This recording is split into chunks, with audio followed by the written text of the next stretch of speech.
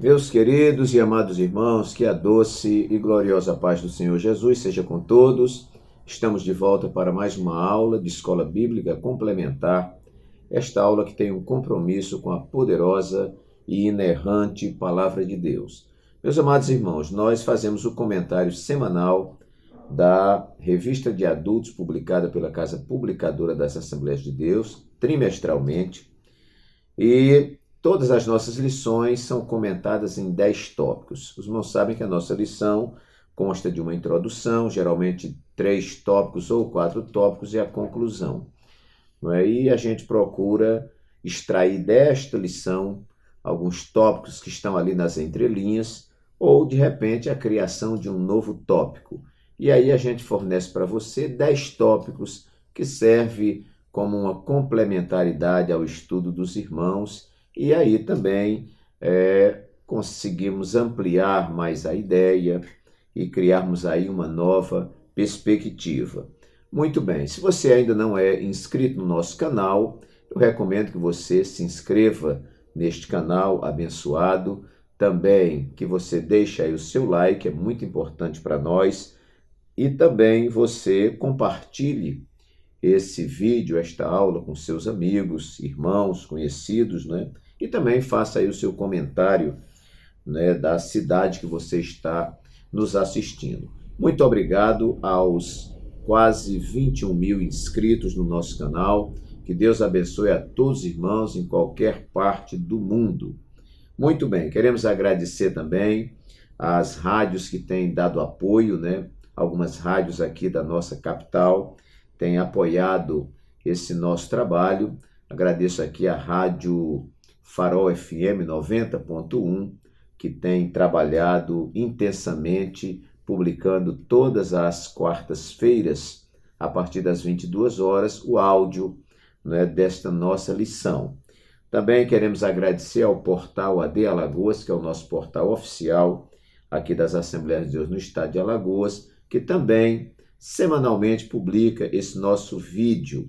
Muito bem, agradecemos também aqui a Rádio Web Capital, aqui em Maceió, na pessoa do diácono Moacir Catarina, e queremos agradecer também uma nova rádio que nos pediu a permissão para publicar o áudio dessa nossa aula, que é a Rádio Gênesis, que também está semanalmente, nas terças-feiras, publicando a nossa aula. Muito obrigado a todos, aos ouvintes das rádios, né, aqueles que nos acompanham pelo YouTube.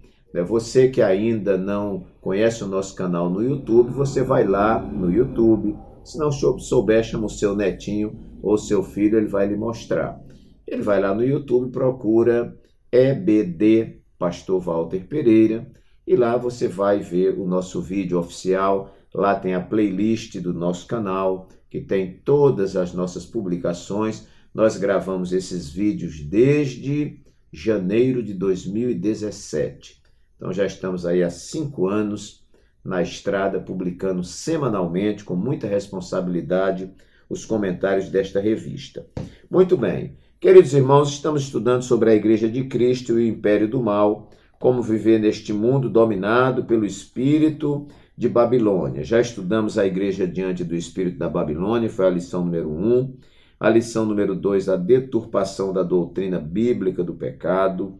Lição número 3, o perigo do ensino progressista.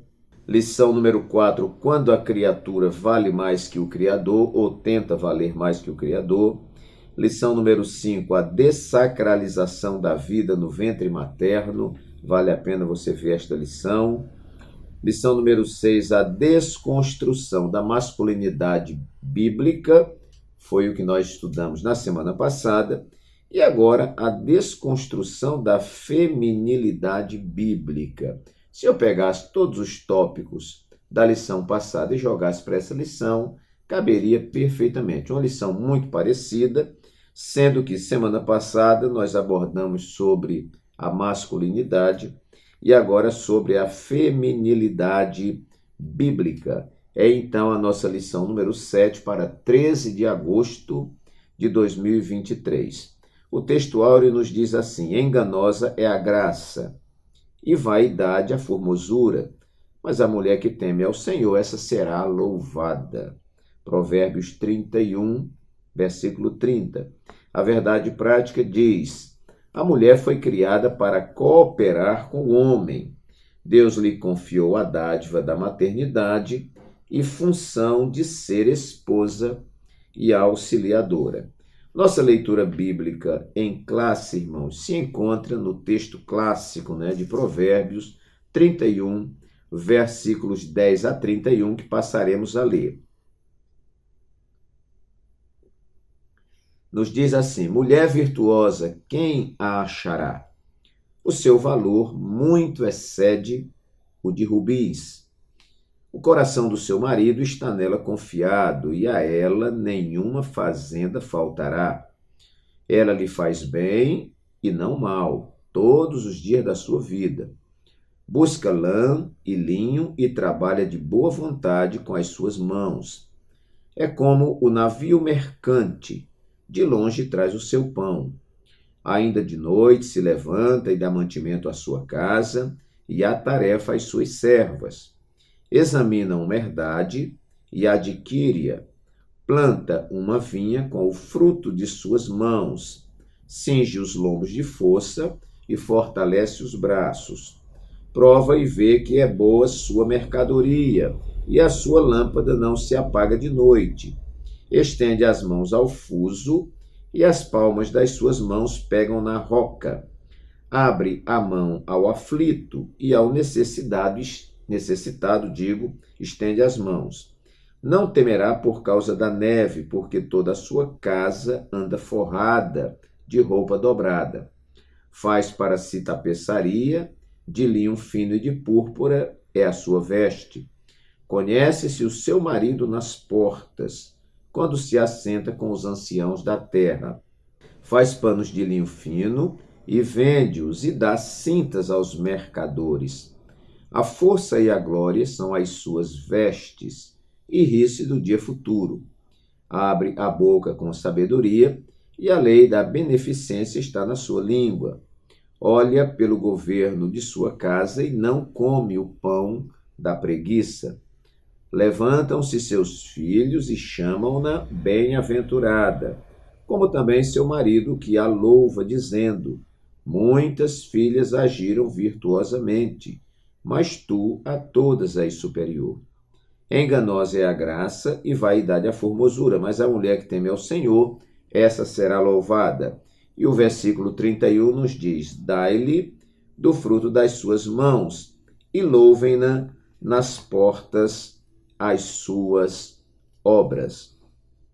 Nossa lição, irmãos, consta então de uma introdução, como de praxe, que vai dar uma visão geral da nossa lição. Tópico 1 vai trabalhar a feminilidade bíblica, a criação divina da mulher, a bênção da maternidade e a mulher como auxiliadora. O tópico número 2 vai falar sobre a desconstrução da feminilidade. E aí nós vemos no subtópico 1 o ativismo feminista, subtópico número 2 a liberdade sexual e o número 3 ataques à família tradicional.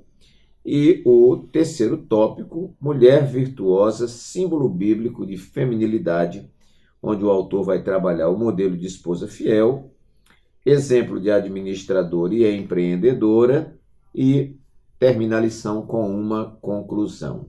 Muito bem, meus irmãos, então nós vamos, com muito carinho, fornecer aos irmãos os 10 tópicos que nós construímos em cima desta lição, que podem te ajudar. Claro que eu estou construindo esses tópicos aproveitando muito, do que o nosso comentarista, pastor Douglas Batista, com muito respeito, aproveitando aqui o seu comentário. Então, o primeiro tópico que eu coloquei, já que o título é a desconstrução da feminilidade bíblica, eu coloquei aqui que isso acontece pela falta de temor a Deus. Então, meus queridos, quem lê a palavra e percebe a vontade de Deus, ela certamente vai obedecer aquilo que é a vontade de Deus, Na sua palavra, a gente encontra todo o direcionamento, tanto para o homem como para a mulher, tanto para o masculino como para o feminino. E muitas vezes contrariamos isso pela falta de temor a Deus. O textuário vai dizer assim: enganosa é a graça, ou a beleza, né? E vaidade a formosura, mas a mulher que teme ao Senhor, essa será louvada. A Bíblia diz que o temor do Senhor é o princípio da sabedoria. Obviamente que isso vale para o homem e vale para a mulher. A mulher que teme ao Senhor, diz a palavra, essa será louvada, né? O que nós temos hoje no nosso século, um século onde a doutrina progressista tem prevalecido, os movimentos feministas, é que tem construído aquilo que a Bíblia chama de invenções ou invencionices, não é? Que muitas vezes tentam contrariar a perfeita e poderosa vontade de Deus, e logo essas pessoas estão tentando contrariar o Criador da humanidade. Então, primeiro tópico, pela falta de temor a Deus, nós vemos esse movimento de desconstrução da feminilidade bíblica, porque na medida que nós desconstruímos o feminino, a feminilidade, nós estamos indo de encontro à palavra de Deus. Indo de encontro à palavra de Deus, estamos indo de encontro a Deus. Ir de encontro a Deus é não temer ao Senhor. Muito bem. Então, em primeiro lugar, a desconstrução da feminilidade bíblica pela falta de temor a Deus. Segundo lugar, eu anotei aqui que essa desconstrução da feminilidade bíblica, ela acontece pelo desconhecimento ou ignorância quanto ao papel da mulher. A verdade prática nos diz assim: a mulher foi criada para cooperar com o homem. Deus lhe confiou a dádiva da maternidade e função de ser esposa e auxiliadora. Deus, nós já lemos na palavra, né, em Gênesis capítulo 2, versículo 18, onde a Bíblia diz, Deus falando, não é bom que o homem esteja só. Far-lhe-ei então uma adjutora ou uma auxiliadora para que esteja como diante dele ou para que lhe seja correspondente, né? E essa mulher vem com papéis.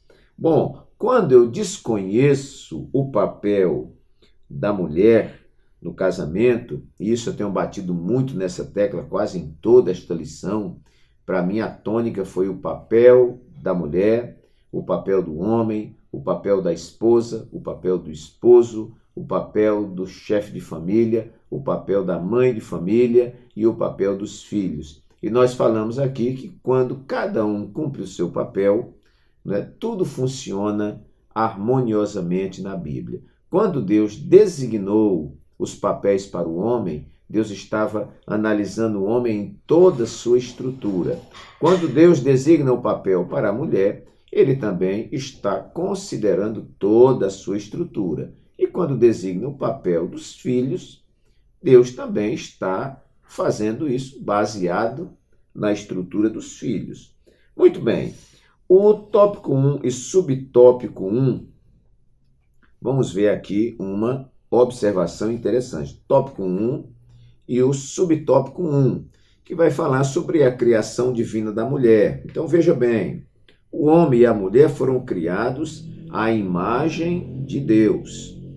Na ordem da criação, Adão foi criado antes de Eva.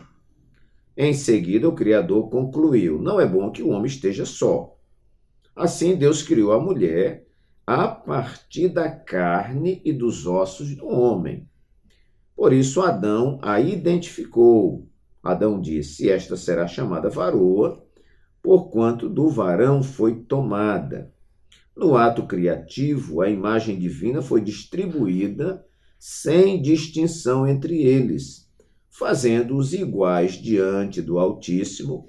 Adão e Eva foram criados iguais em personalidade ou em pessoalidade, valor, honra e respeito. Nisso eles são iguais. Iguais em pessoalidade, em valor, em honra e respeito. Porém, essa igualdade não quer dizer uniformidade de papéis. Então, Deus deu o papel do homem, deu o papel da mulher e deu o papel dos filhos. Bom, essa desconstrução da feminilidade ocorre também, em segundo lugar, pelo desconhecimento ou ignorância quanto ao papel da mulher. Ok. Terceiro tópico, eu anotei aqui, que essa desconstrução da feminilidade bíblica acontece pela desvalorização da mulher. O pretexto é que a mulher vai ser independente, que a mulher é uma escrava, que a mulher vive sendo subjugada, vive sendo pisada, que isso é doutrina de uma concepção de família patriarcal, arcaica do passado e etc.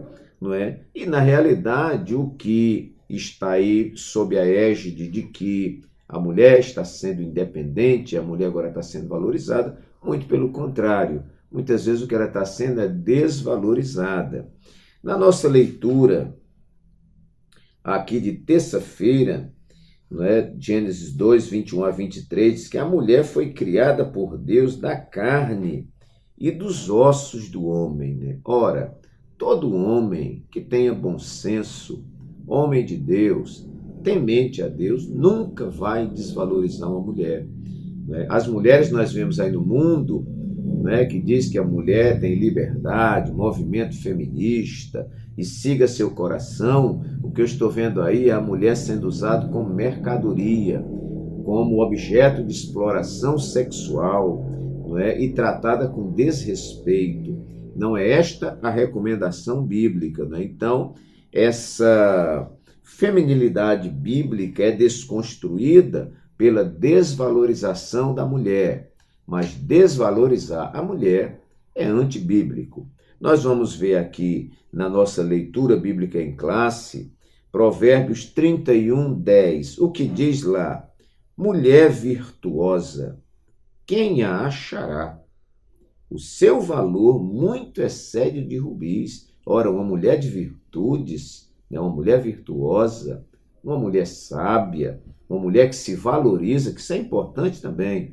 Não é você, para ser valorizado, você tem que se valorizar também. Então, a mulher que se valoriza, mulher virtuosa, a Bíblia diz que o seu valor muito excede o de rubis. Eu quero ver o cara pegar o rubi e jogar fora, jogar na lama, meter a marreta em cima dele. Não vai fazer isso, porque é uma pedra preciosa. A Bíblia está dizendo que a mulher é uma pedra preciosa. Na minha visão, isto é valorização.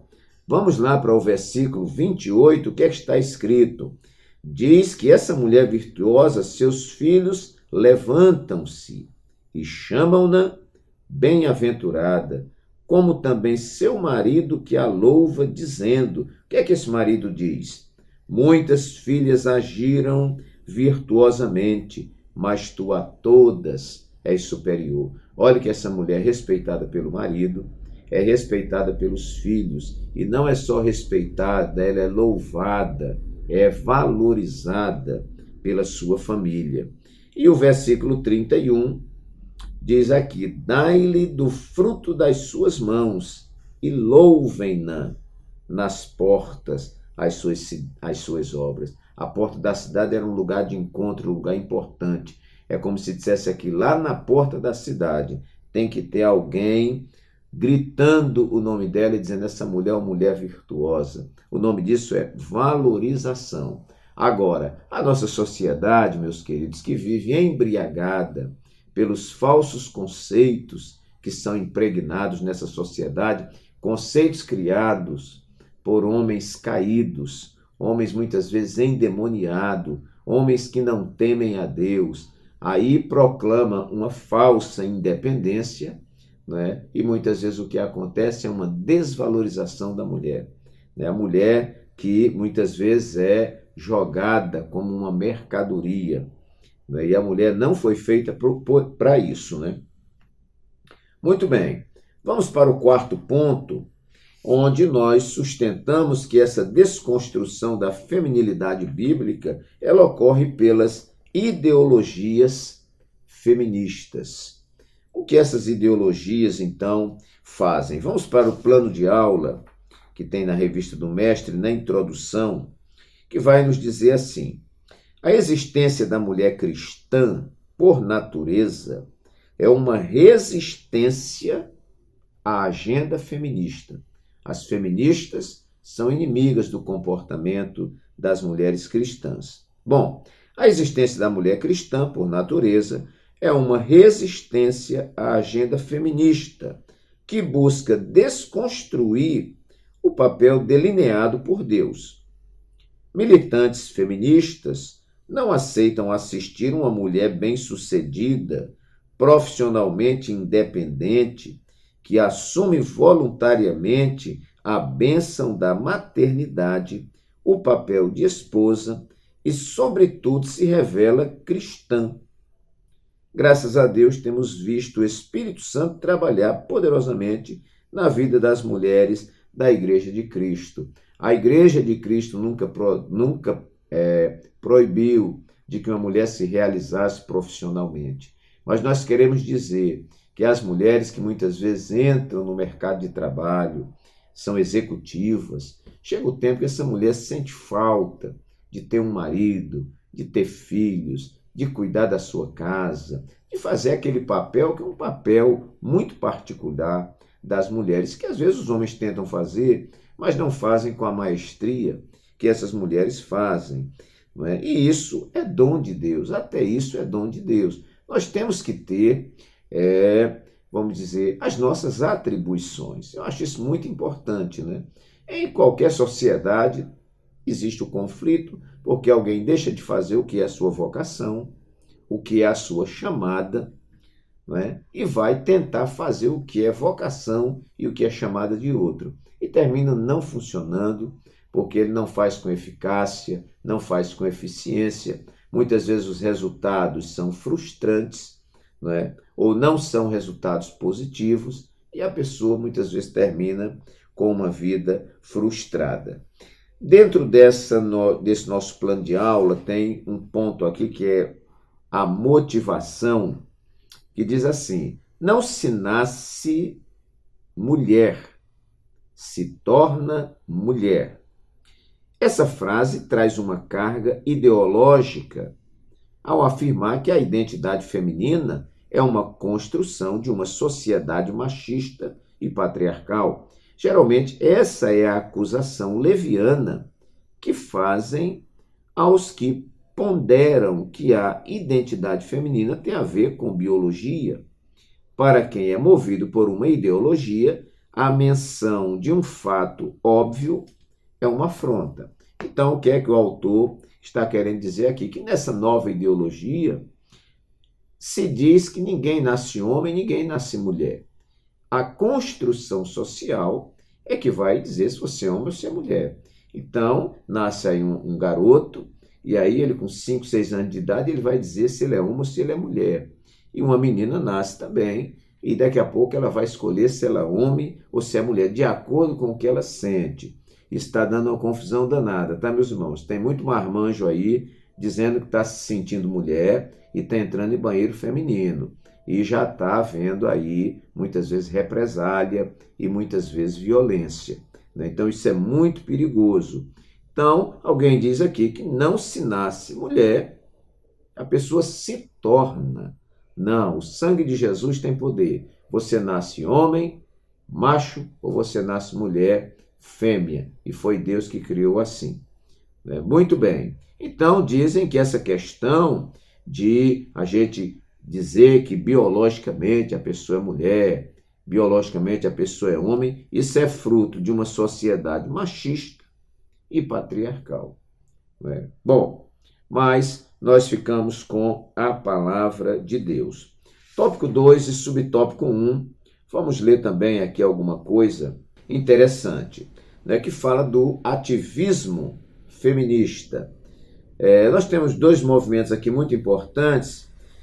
O nosso comentarista coloca aqui: no século XX, a segunda onda do feminismo lutou por direitos reprodutivos e liberdade sexual. A ativista Simone de, eu não sei pronunciar aqui, deve ser francês, Simone de, aqui está escrito Beauvoir, 1908 a 1986, estabelece uma das máximas do feminismo. Qual é a máxima que essa mulher diz, a Simone? Não se nasce mulher, se torna mulher. Muito bem. E se não nasce mulher, se torna mulher, nasce mulher, pode querer se tornar homem também, que é complicado.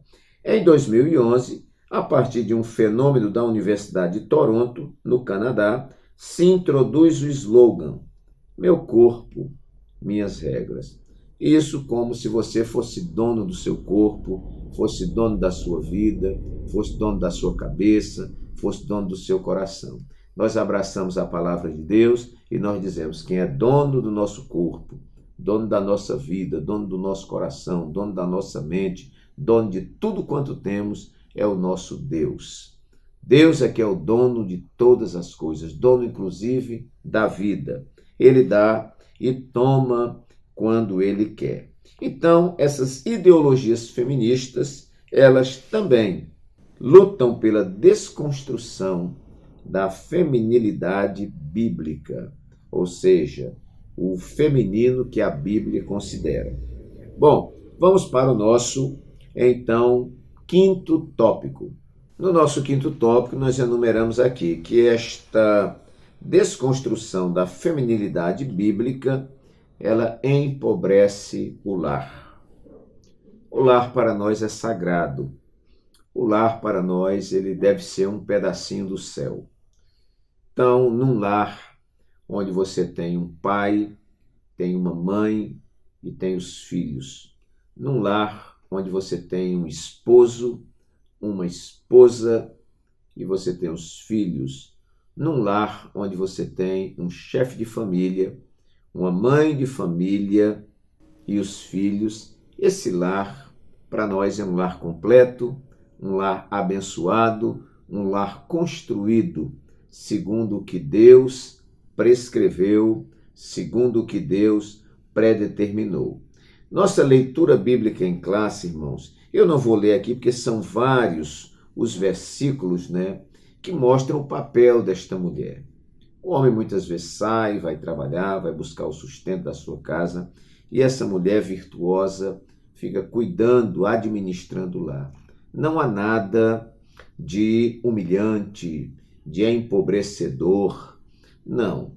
Eu creio que se fosse Deus tivesse designado o homem, vai ficar então cuidando da casa e a mulher vai trabalhar lá fora. Não teria nada de humilhante nisso. Eu casei em 1986 com a minha esposa, Dessa união nasceram 3 filhos e a minha esposa nunca quis ir trabalhar fora, ela ficou cuidando da nossa casa, cuidando dos nossos filhos e eu sempre dou palestras de casais por aí, digo, nossa casa é um pedacinho do céu. Não criamos os nossos filhos com babá eletrônica, não criamos os nossos filhos com outras babás, com todo respeito, que são profissionais, mas nós criamos. Eu digo sempre que se nós erramos em alguma coisa na educação dos nossos filhos, nós não temos a quem culpar. Fui eu e a minha esposa. Mas como foi importante o papel da minha esposa cuidando do lar. Eu chegava do trabalho ou das minhas lides ministeriais, chegar em casa você ter uma esposa que preparou uma plataforma, Você tem as coisas prontinhas em casa, você chega, tem um jantar, você chega, tem um almoço, tem um café, você chega, suas roupas estão todas organizadas, Isso é maravilhoso. E este marido que encontra esta mulher virtuosa, ele vai certamente retribuir, porque a ordem de Deus é: maridos, amem as suas esposas, como Cristo amou a igreja e a si mesmo se deu por ela, morrendo ali na cruz do Calvário e aquela coisa toda. Então, esse amor que Cristo tem pela igreja, e ninguém da igreja tem dificuldade em se submeter a Cristo, Então, este é o princípio para a família. Paulo, escrevendo, ele disse: vós, mulheres, sujeitai-vos aos vossos maridos, como a igreja está sujeita a Cristo. Agora, os maridos têm que ser um Cristo e as irmãs têm que ser uma igreja, para poder esse negócio funcionar. O que não dá é uma mulher que se submete, se sujeita ao seu marido, e tem às vezes um marido que pisa, que humilha, né, que não corresponde ao papel de cabeça do lar, porque não é só ter título de cabeça.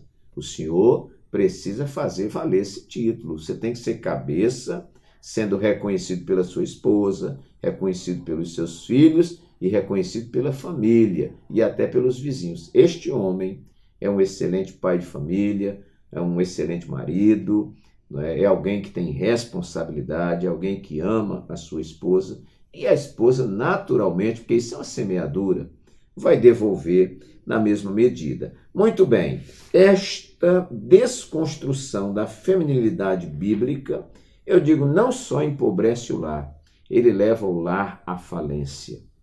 Quantos casais, né? Ele cumprindo o seu papel, ela tentando cumprir o papel que é dele também, e muitas vezes você tem aí filhos depressivos, muitas vezes filhos rebeldes, né? Famílias ricas, e a gente pergunta, como é que esse filho matou o pai, matou a mãe, matou tudo e tudo mais? Porque falta essa figura, né? Nós estamos criando modelos fora do padrão da palavra, e aí vamos ter que assumir a responsabilidade, né, por essa iniciativa puramente humana, né? Então, isto empobrece o lar. Em sexto lugar, essa desconstrução da feminilidade, ela danifica a procriação, né? Então, as feministas, né, já querem censurar. Acho que para as feministas o grande louvor deve ser abortar, né? Abortar a criança, mulher nunca casar e tudo mais, e a mulher ser independente, viver a vida dela e etc, né? E a procriação? Como é que fica, não é, a ordem de Deus de que o Adão e Eva deveriam encher a terra? Obviamente que essa palavra Deus não está pedindo para eu encher a terra, nem você encher a terra, mas a perpetuação da espécie, a procriação, né? A mulher foi feita em toda a sua estrutura para procriar, para ter filhos, né? A gente nasce, vai crescendo, fica ali adolescentezinho, né? E daqui a pouco você vê que o homem e a mulher vão se desenhando, não é, para o relacionamento sexual, para a procriação. A estrutura do corpo da mulher é uma estrutura preparada para isso, não é? Então, essa quebra, essa desconstrução da feminilidade, ela danifica a procriação. Tópico 1 e subtópico 2, onde fala da bênção da maternidade. No mandato criacional, Deus ordenou ao homem e à mulher. Qual foi a ordem de Deus? Frutificai, multiplicai-vos e enchei a terra. Obviamente, uma tarefa impossível para Adão realizar sozinho. Assim, a mulher foi criada com a bênção da maternidade e com a função de ser esposa e mãe. Adão a chamou de Eva, porquanto ela era a mãe de todos os viventes. Desse modo, o papel natural da mulher inclui a dádiva da procriação, de cuidadora do lar e dos filhos.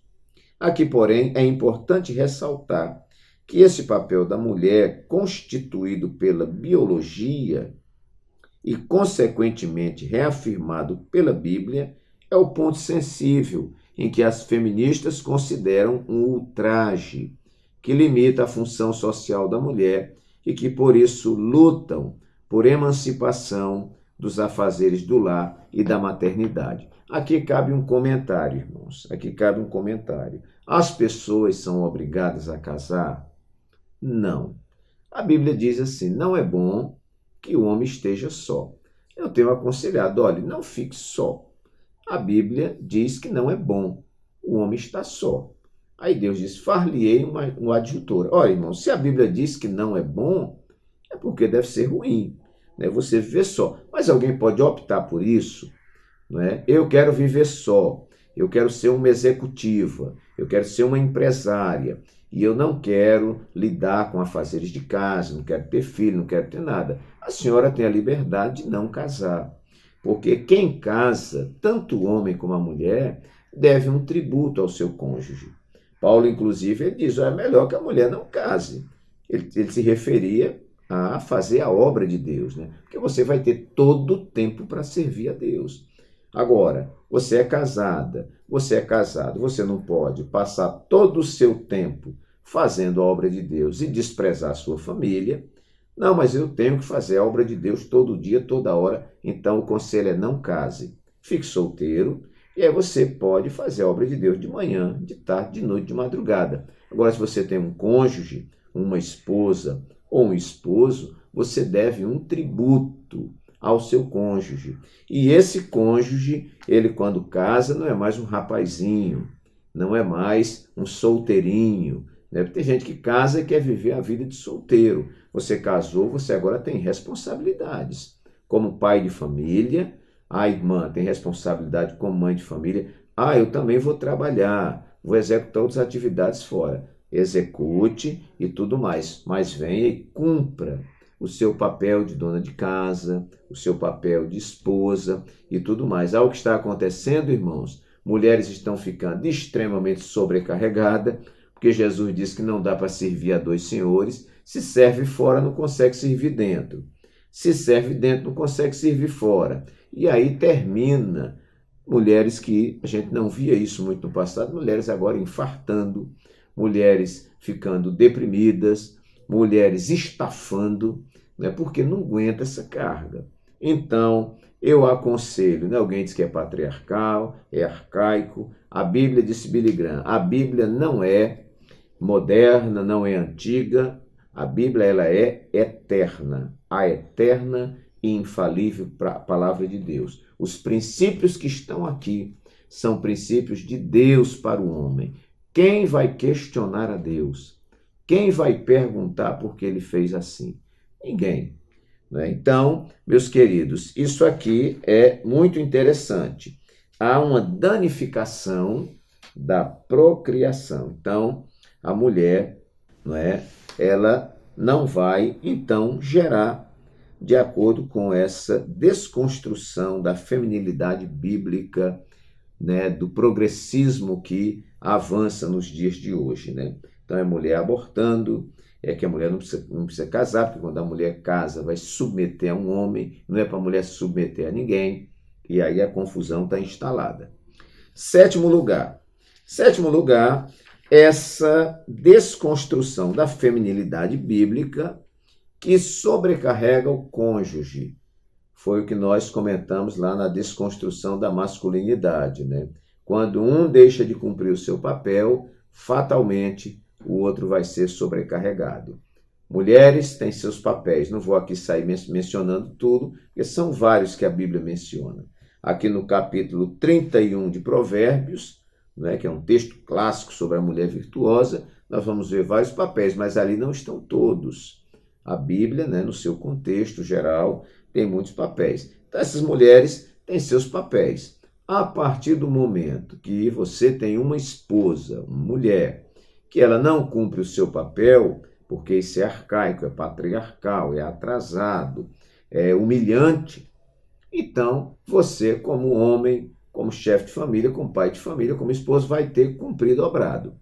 Né? E aí há uma sobrecarga. Tanto é nocivo quando o homem não cumpre a sua masculinidade, como é nocivo e sobrecarrega o outro quando também a mulher não cumpre o seu papel.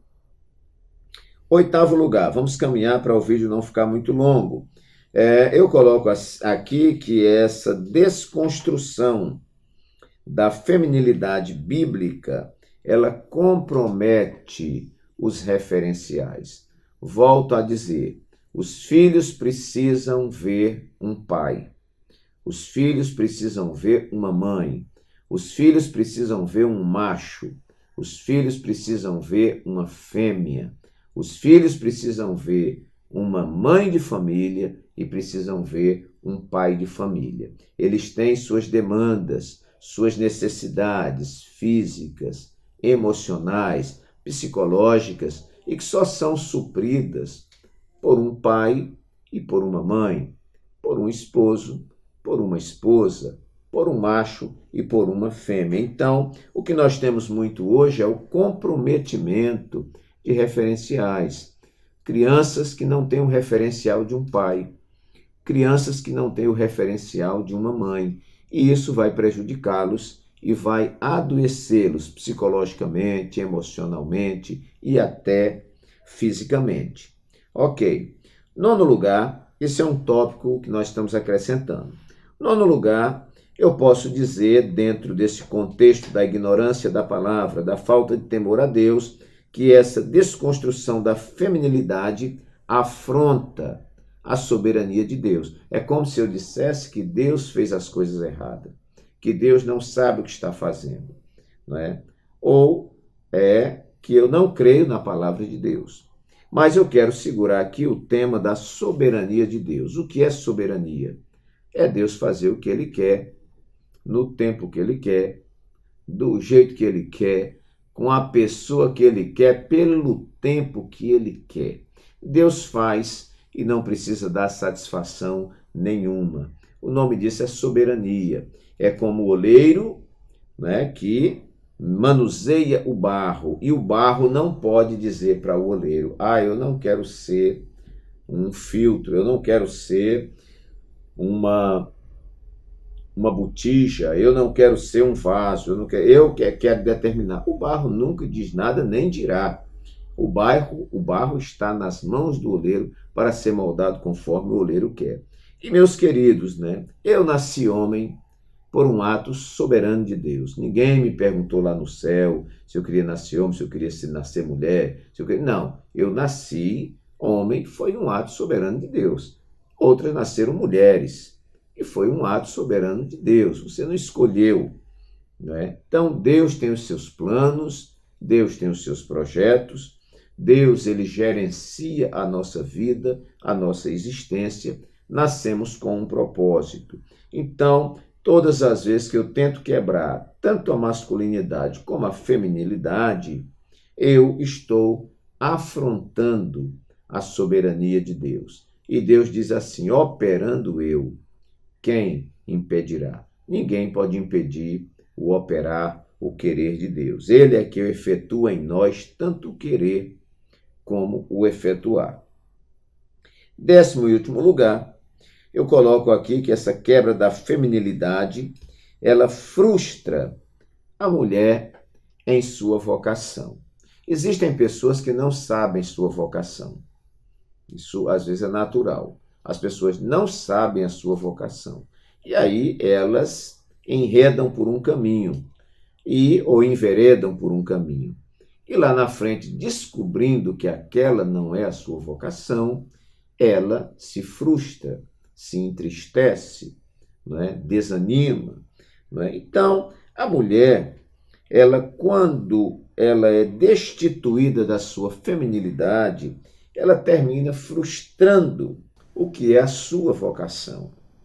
Não é? Então, às vezes uma mulher opta por não casar. Lá na frente, a vida cobra.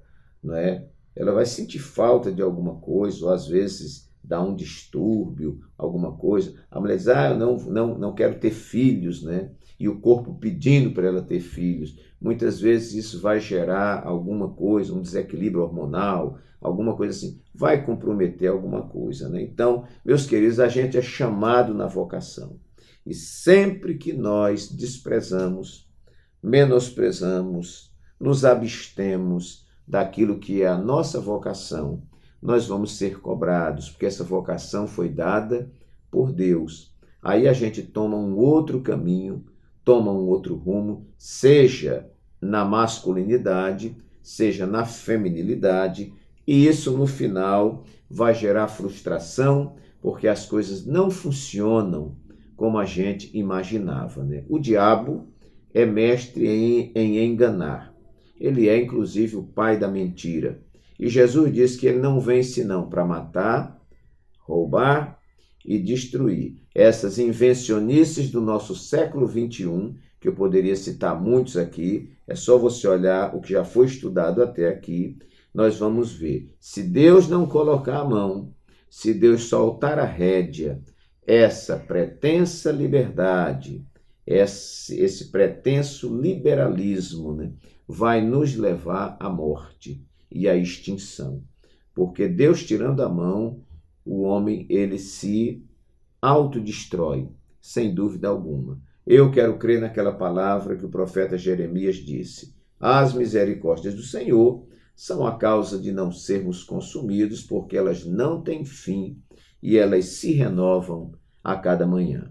Queridos e amados irmãos, está aqui um comentário simples.